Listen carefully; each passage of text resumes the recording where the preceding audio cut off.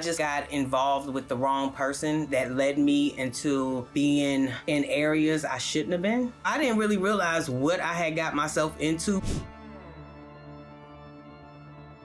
So a couple hours before the shooting, I was hanging out with some people. We get a phone call from one of my cousins, and she was stating that my ex was calling because he wanted to talk to me. I turned her to my friend and I was like, hey, do you feel like taking me over there real quick? We in a bad area. I'm in the passenger seat. My friend is driving. We actually seen somebody that we knew. We started talking to him, and all I know is that somebody jumped in the back seat of the car behind the driver's seat. I knew this person as well. So my friend was like, get out my car, get out my car.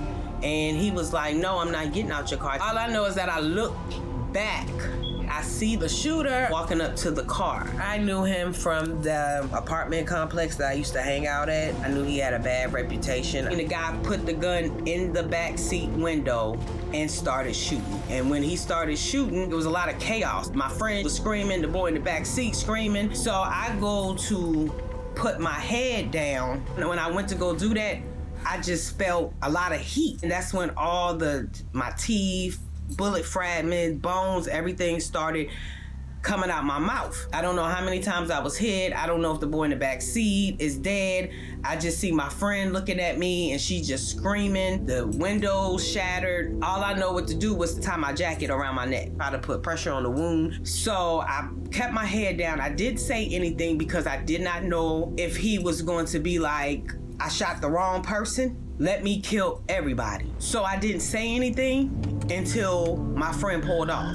I got shot in my neck. The way I was talking, it was so muffled. We was on our way to the police station and the guy had shot the tire out. So we wasn't able to make it to the police department. So the car stopped right at a stop sign. And that's when I realized the boy in the back wasn't dead. He actually got grazed by the bullet. So everybody got out the car because I didn't know if I was gonna die or if I was gonna make it. I didn't know what was gonna happen. I tied my neck up a little bit tighter with my jacket. My friend that was driving, she went to go get help. She actually found an off-duty paramedic. He told me he is surprised that I was alive.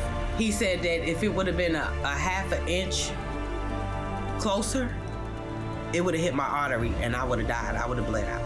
All I remember is just all these police. So they had to airlift me in a helicopter. And I was just like, I don't want to die. I don't want to die. I want to live my life. I'm too young.